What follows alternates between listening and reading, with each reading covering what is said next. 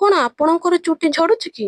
ଯଦି ଆପଣଙ୍କର ଚୁଟି ଝଡୁଛି, ଚୁଟି ଝଡିକି ପତଳା ହେଉଛି, ଚୁଟି ମୂଳରେ ଡାଣ୍ଡ୍ରଫ ହେଉଛି, ଚୁଟି ଫାଟିକି ଦୁଇ ମୁହାଁ ହେଉଛି, ତେବେ ଆଜି ଆପଣଙ୍କୁ ବହୁତ ଭଲ ହେୟାର ଗ୍ରୋଥ ଅଏଲ କହିବି। କଣ ଆପଣ ଜାଣନ୍ତି ଏସବୁ ସମସ୍ୟା କାହିଁକି ହୁଏ? ଏସବୁର କାରଣ ହେଉଛି ପ୍ରୋଟିନର ଅଭାବ। ଚୁଟିକୁ ଭଲ ଭାବରେ ପୋଷକ ତତ୍ତ୍ୱ ମିଳିପାରେ ନାହିଁ। ଅଧିକ ଷ୍ଟ୍ରେସ୍, ତା ସହିତ ମୁଣ୍ଡ ଚର୍ମରେ ରକ୍ତ ସଞ୍ଚାଳନ କମ୍ ହେବା ଯୋଗୁଁ ଏସବୁ ସମସ୍ୟା ହୋଇଥାଏ। ଯେଉଁ ହେୟାର ଅଏଲ ଆପଣଙ୍କୁ କହିବି, ଏହା ଚୁଟିରେ ଲଗାଇବା ଦ୍ୱାରା ଚୁଟି ଝଡ଼ିବା ବନ୍ଦ ହେଇଯିବ, ଆଉ ଡାଣ୍ଡ୍ରଫ, ଚୁଟି ଫାଟିକି ଦୁଇ ମୁହାଁ ହେବା ମଧ୍ୟ ବନ୍ଦ ହେଇଯିବ। ଫଳରେ ଚୁଟି ମୋଟା, ଘନ ଆଉ ଲମ୍ବା ହେବ। ତା ସହିତ ଚୁଟି ନରମ ଆଉ ଚମକଦାର ହେବ। ତାହା ହେଉଛି ଜଡ଼ା ତେଲ ବା କାଷ୍ଟର ଅଏଲ ଆଉ ନଡ଼ିଆ ତେଲ। ଏହାକୁ ଚୁଟିରେ କିପରି ଲଗାଇବେ ତାହା ମଧ୍ୟ କହିବି।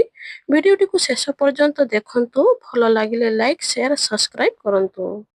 ଏହି ଜଡ଼ା ତେଲରେ ରେସିନୋଲେଇକ ଏସିଡ ଥାଏ। ଏହି ତେଲ ଲଗାଇବା ଦ୍ୱାରା ଚୁଟି ମୂଳରେ ବ୍ଲଡ ସର୍କୁଲେସନ ହୁଏ। ଫଳରେ ଚୁଟି ଝଡ଼ିବା ବନ୍ଦ ହୋଇଯାଏ ଆଉ ନୂଆ ଚୁଟି ଉଠିବାରେ ସାହାଯ୍ୟ କରେ।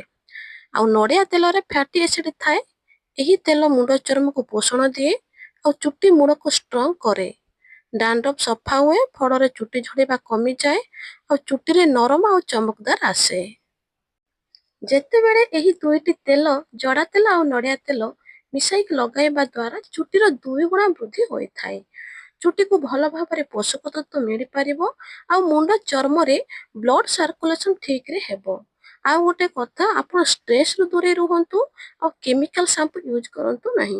ଏହା ଦ୍ୱାରା ଚୁଟି ମୂଳ ଷ୍ଟ୍ରଙ୍ଗ ହେବ, ଚୁଟି ଝଡ଼ିବା ବନ୍ଦ ହେଇଯିବ, ଡାଣ୍ଡ୍ରଫ ଆଉ ଚୁଟି ଫାଟିବା ମଧ୍ୟ ବନ୍ଦ ହେଇଯିବ। ଫଳରେ ଚୁଟି ବଢିବ, ଚୁଟି ମୋଟା, ଘନ ଆଉ ଲମ୍ବା ହେଇଯିବ ଆଉ ଚୁଟି ନରମ ଚମକଦାର ମଧ୍ୟ ହେଇଯିବ। ଏହି ତେଲ ଲଗାଇବାର ପ୍ରଣାଳୀ ହେଉଛି, ଜଡ଼ା ତେଲ 2 ଚାମଚ ନେବେ ଆଉ ନଡ଼ିଆ ତେଲ 2 ଚାମଚ ନେବେ। ଆପଣଙ୍କ ଆବଶ୍ୟକତା ଅନୁସାରେ ନେବେ, ସମାନ କ୍ୱାଣ୍ଟିଟିର ନେବେ। ତାପରେ ସେଇ ତେଲକୁ ଟିକେ ଉଷୁମ କରି ଚୁଟିରେ ଲଗାଇବେ। ମୁଣ୍ଡ ଚର୍ମରେ ଭଲ ଭାବରେ ତେଲକୁ ମସାଜ କରିବେ। ଏହାକୁ ରାତିରେ ଲଗାଇବେ, ସକାଳକୁ ମୁଣ୍ଡ ଧୋଇଦେବେ।